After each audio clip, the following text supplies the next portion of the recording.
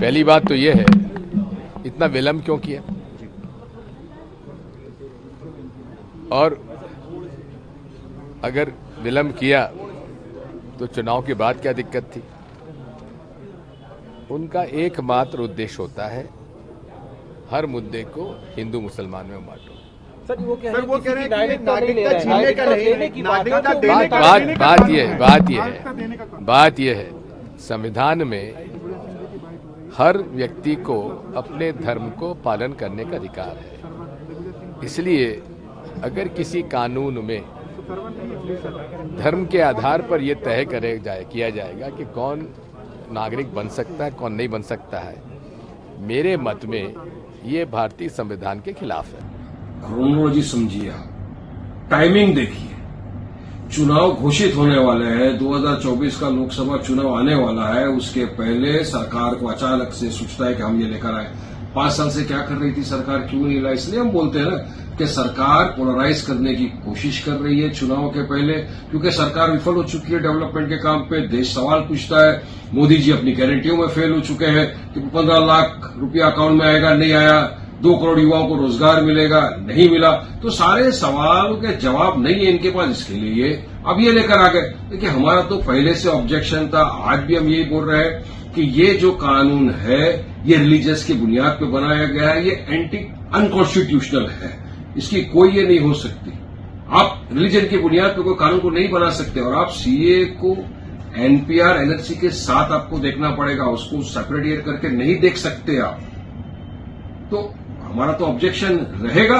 देखिए, 2019 से ही इस पर काम चल रहा था केंद्र सरकार का और लगातार ये बातें कही जा रही थी। अभी चुनाव है, चुनाव के पहले कोई ऐसा धार्मिक मुद्दा लाकर जनता को गुमराह करना, ये भाजपा सरकार का शुरू से ये आदत उनकी रही है और वो लगातार इस तरह का प्रयास करते हैं कि विकास के मुद्दों से ध्यान भटक जाए।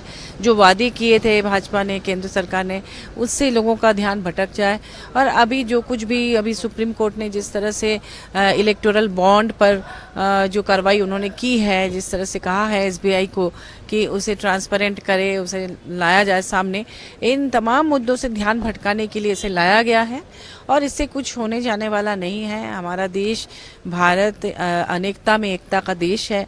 हमें संविधान से सभी धर्मों का, सभी जातियों का आदर करने का निर्देश दिया गया है। इसलिए ये सब चुनावी इनके जो भी ये हैं उससे ज़्यादा फर्क नहीं पड़ेगा। कुछ लोगों को परेशान करने की कोशिश जरूर होगी, लेकिन हमारा देश महान है, इस तरह की छोटी मोटी समस्याओं से सब मिलजुल कर निपट लेंगे। तो अब ये सब करके हिंदू मुसलमान करेंगे, भारत पाकिस्तान करेंगे, भारत बांग्लादेश करेंगे। एक खेल, आखिरी खेल उनका चल रहा है, चलने दो, लागू होने दो। 370 भी हटाया, क्या किया कश्मीर में? कश्मीरी पंडित आ गए घर में। ये खेल करते रहते हैं लोग। बोला ना 370 हटा के, अभी 370 हमने हटा दिया। ये कांग्रेस को नहीं जमा, हमने किया। कश्मीरी पंडित आ गए, पीओ के आ गया, लाने वाले थे। लद्दाख में चीन घुस गया, बाहर निकाला? नहीं निकाला। अभी जब तक चुनाव है तब तक सीए खेलेंगे, खेलने दो। दीदी, एक सवाल था, क्या राज्य में आप इम्प्लीमेंट होने देंगे सीए? क्योंकि इससे पहले भी आपने कहा है कि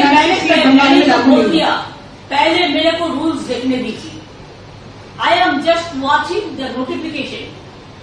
अभी नोटिफिकेशन नहीं निकाला, रूल्स नहीं निकाला। रूल्स नोटिफिकेशन में अगर हम देखेंगे कि ये डिप्राइव कर रहा है लोगों का अधिकार को, तो हम उसको खिलाफ में लड़ेंगे। हम पहले हमको देखने दीजिए, आई एम वॉचिंग। हम जब रूल्स निकालेंगे हम उसको स्टडी करके जो बताना है कल बताएंगे। लेकिन मैं आज बोल दिया कि एक बीजेपी का इलेक्शन पब्लिसिटी है, नथिंग इज दिस। तो 20 साल में एक कानून पास हुआ था, उसका बाद 4 साल बीत गया। लेकिन अभी चुनाव जब आते हैं एक कुछ गाल गप गाप गप पकड़ते हैं, ये भी एक गाप गप है, लेकिन असली फायदा किसी को नहीं मिलेगा। 10 साल से मोदी जी सरकार चला रहे हैं। अब लोकसभा चुनाव आने के मात्र कुछ दिन पहले सीए को कानून के तौर पे लाया जाता है। ये क्या दिखाता है? ये दिखाता है कि मोदी सरकार को पता है कि उन्होंने 10 साल में कोई काम नहीं किया। उन्हें पता है कि उनको चुनाव से पहले आज देश की जनता को कुछ कहने के लिए नहीं है। हम सीएए के कानून का पुरजोर विरोध करते हैं। क्यों? क्योंकि आज इस देश का युवा बेरोजगार है।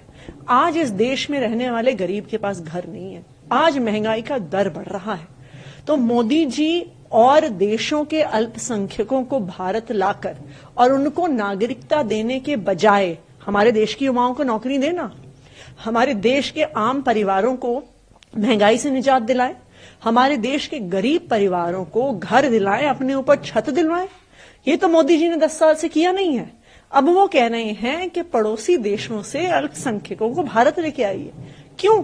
क्योंकि उन्हें अपना वोट बैंक बढ़ाना है, क्योंकि उन्हें लगता है कि भारत के लोग तो वोट नहीं देंगे उन्हें, तो और लोगों को भारत की नागरिकता दिलवाइए।